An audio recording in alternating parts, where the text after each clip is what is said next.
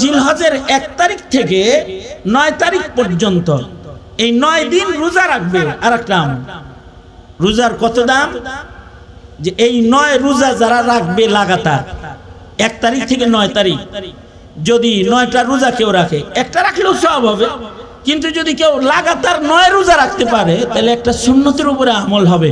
নবীজি এই রোজা কখনো ছাড়েন নাই। এর এক একটা রোজার বদলায় সুবহানাল্লাহ বলার লাগে রেডি হয়ে বহেন, খবরটা দিলে সাথে সাথে সুবহানাল্লাহ বলেন। 9টা রোজা রাখবে, এক এক রোজার বদলায় আল্লাহ তাআলা 1 বছর রোজা রাখার সওয়াব দান করবেন। তো সুন্দর একটা অফার না? বাজারে যায় খালি কোন অফার কি, সয়াবিন তেলের অফার তালাশ করেন, খালি ইবাদতের অফারও তালাশ করা লাগে। এটা হলো ইবাদতের অফার।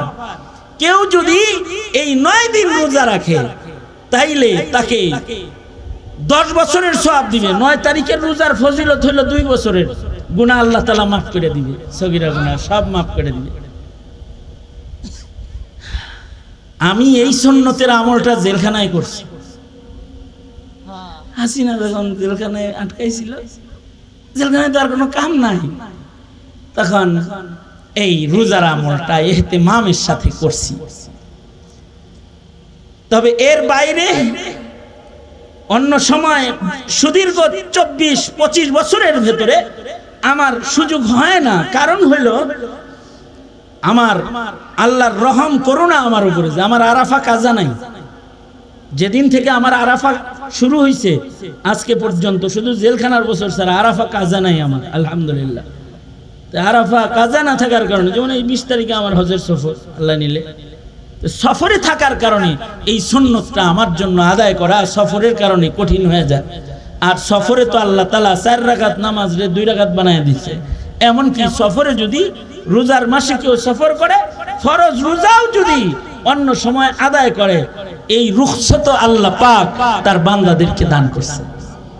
তুই যে সফরে থাকি যে তাই আদায় হয় না, কিন্তু এই যে জেলখানায় যখন ছিলাম তখন তার সফর নেই, তখন অনেক বয়ে বয়ে ঘরের ভিতরে রোজার আমল। ছেলে জেলের ভিতরে সেলের ভিতরে আমরা রোজার সেলে থাকছি আর কি।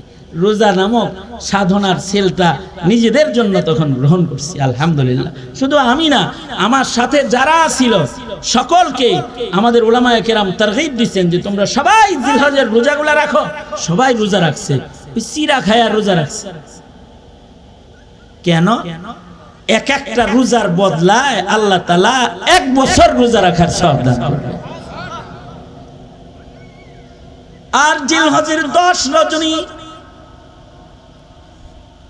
প্রতিটা রজনীকে আল্লাহর রাসূল বলেছেন জিলহজের 10 রাত্রি এমন দামি যে এর প্রতিটা রজনী লাইলাতুল কদরের মতো। রোজার মাসে লাইলাতুল কদর বেজুর রাত্রে খুঁজতে হয়। আর আল্লাহর রাসূল এই 10 রাত্রিকে চিহ্নিত করে দেখায় দিয়ে গেছেন এর রাতগুলা কিন্তু অনেক দামি।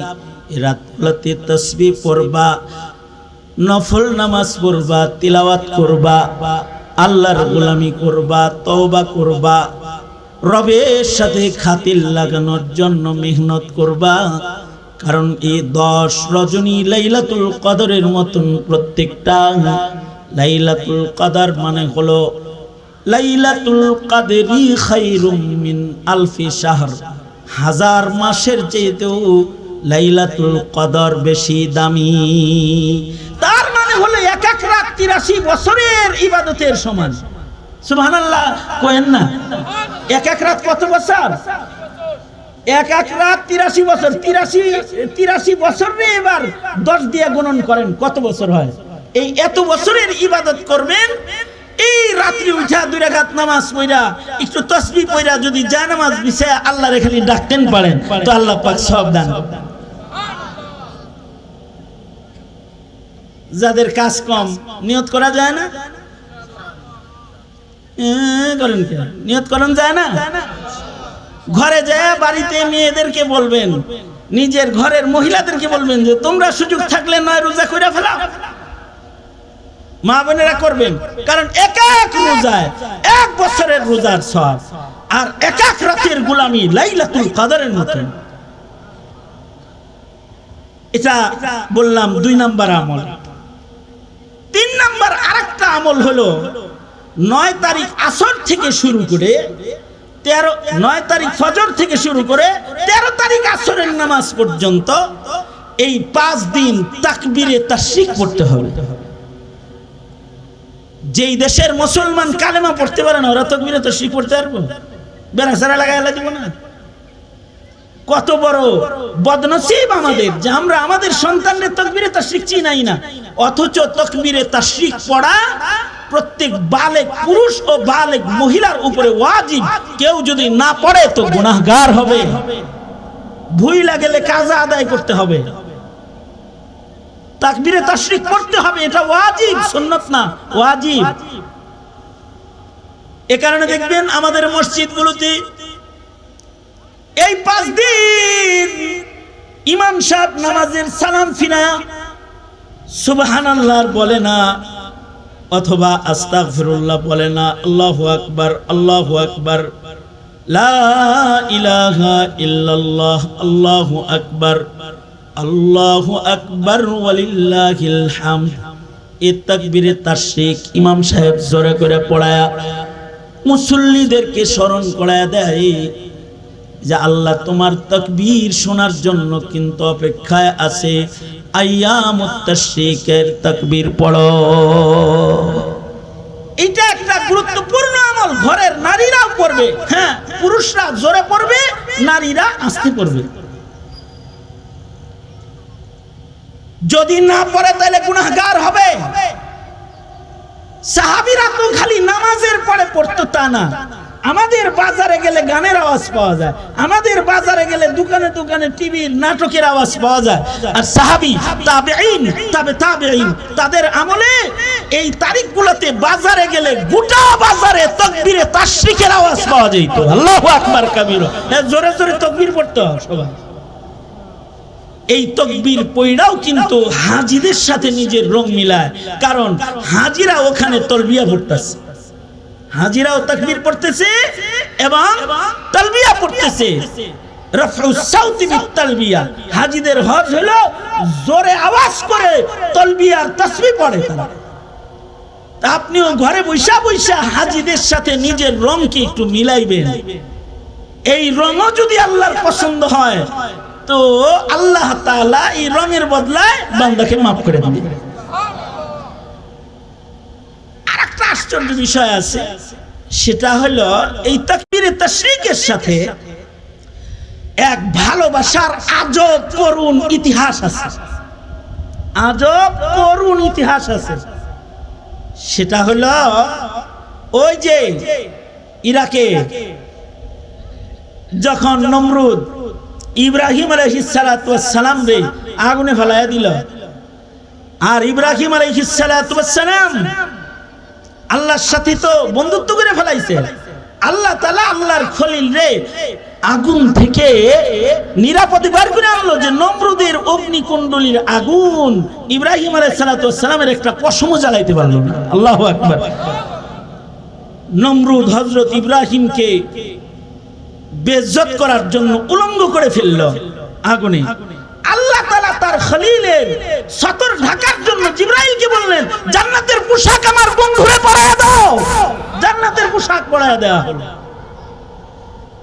এত বড় পুরস্কারটা যে দিলেন, দুনিয়াবাসী যদি কিয়ামত পর্যন্ত কয় আবার যে এত বড় পুরস্কার ইব্রাহিম রে দিল কি লেগা, এর সাথে পার্সিয়ালিটি করছে, বুঝতে পারে না? এটা তো আমাদের একটা স্বভাব। কারোর সাথে যদি আমরা ভালো আচরণ করি তাহলে কয় আলা যে দেখো গা একটু সাপোর্ট করছে, আর স্বজন প্রীতি, স্বজন প্রীতি। ইব্রাহিমের সাথে রবের এই পুরস্কারের আচরণ যে স্বজন প্রীতি না, ইব্রাহিম যে প্রাপ্য এইটা জাতিরে জানাইতে হইব না। এ কারণে ইব্রাহিম এক সময় সেখানে প্রতিষ্ঠিত হলেন, কিন্তু ইব্রাহিমকে ইরাকে না রাইখা জেরুজালেম নিয়ে আসলেন। 2 বিয়া হযরত সারাও আছে, আবার রাস্তার থেকে হযরত হাজের বিবি হাজেরা, দুই বউ। কিন্তু মহান রব্বুল আলামিন দুইটা বিবি, কিন্তু ইব্রাহিমরে কোনো সন্তান দিতেছে না। তাফসীরে মাযহারি সানাউল্লাহ পানিপথী রাহমাতুল্লাহ আলাইহি বলেন যে 90-এর ঊর্ধ্ব বছর বয়স হয়ে গেছে ইব্রাহিমের, কিন্তু ইব্রাহিমের কোনো সন্তান নাই। আসলে সন্তান দেনেওয়ালা তো একজন, তিনি কে? জোরে আওয়াজ করে বলেন। সন্তান দাতা কে? আল্লাহ। আল্লাহ যদি কাউকে সন্তান দেয় তাহলে পুরা বয়সে দিতে পারে। আল্লাহ যদি সন্তান দেয় তো বন্ধা অবস্থায় দিতে পারে। আর আল্লাহ যদি কাউকে সন্তান না দেয় তো সুস্থ অবস্থায় বঞ্চিত করে দেয়। কারণ সন্তান দাতা আল্লাহ। জওয়ানিতে সন্তান দেন নাই, কিন্তু বুড়া বয়সে আল্লাহ পাক ইব্রাহিমকে 2 সন্তান দান করলেন। ইব্রাহিম প্রশংসায় পঞ্চমুখ হয়ে বলে, আলহামদুলিল্লাহিল্লাযী ওয়াহাবানি আলাল কিবারি ইসমাঈলা ওয়া ইসহাক। সকল ওই মালিকের, যিনি আমাকে বৃদ্ধ বয়সে সন্তান দিল 2টা, একটা দেয় নাই, 2 বিবির ঘরেই সন্তান দিছে। কিন্তু জাতিকে ইব্রাহিমকে খলিল কেন এটা জানান দিতে হইব যে এবার আল্লাহ খলিলের লগে প্রেম শুরু করছে। আল্লাহ কয়, একদিন দিছিলাম না আমি প্রিয় ছিলাম, এখন সন্তান দিলাম, প্রেমের ভেতরে বাধা পড়ে গেল। তোমার ভেতরে বুঝি আমার চাইতেও আবার ইসমাইলের দরদ বেশি কিনা, বিবির দরদ টান বেশি কিনা, এটা আমি পরীক্ষা করতে চাই। যাও, যদি তুমি আমাকেই ভালোবাসো তাহলে আমার নির্দেশ হলো এই আদরের সন্তান আর আদরের বিবি, যার কাছ থেকে পয়লা সন্তান পাইছো, এইটারে বনবাস দিয়ে আসো। যাও, ওই মক্কা নগরের মরুভূমিতে রেখে আসবা। ইব্রাহিম আলাইহিস সালাতু ওয়াস সালাম তো আল্লাহর জন্য দিওয়ানা।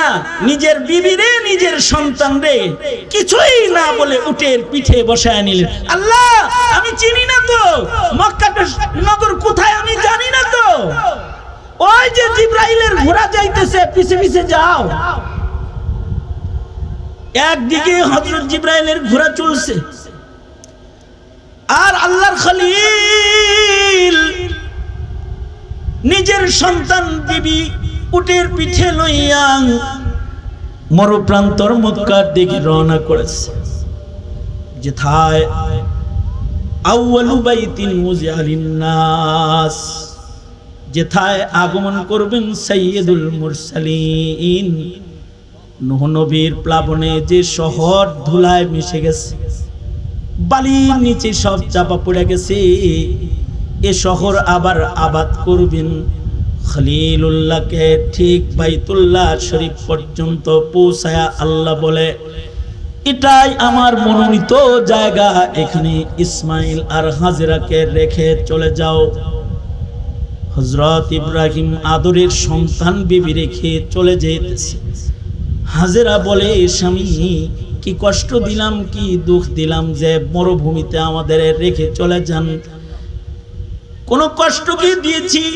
আপনি কি আমার উপরে নারাজ, নাকি আমার সন্তানের উপরে নারাজ? ইব্রাহিম বলে, না না হাজেরা, নারাজ না, এত কথা বইল না, থাকো। ইব্রাহিম উটের পিঠে সওয়ার হয়ে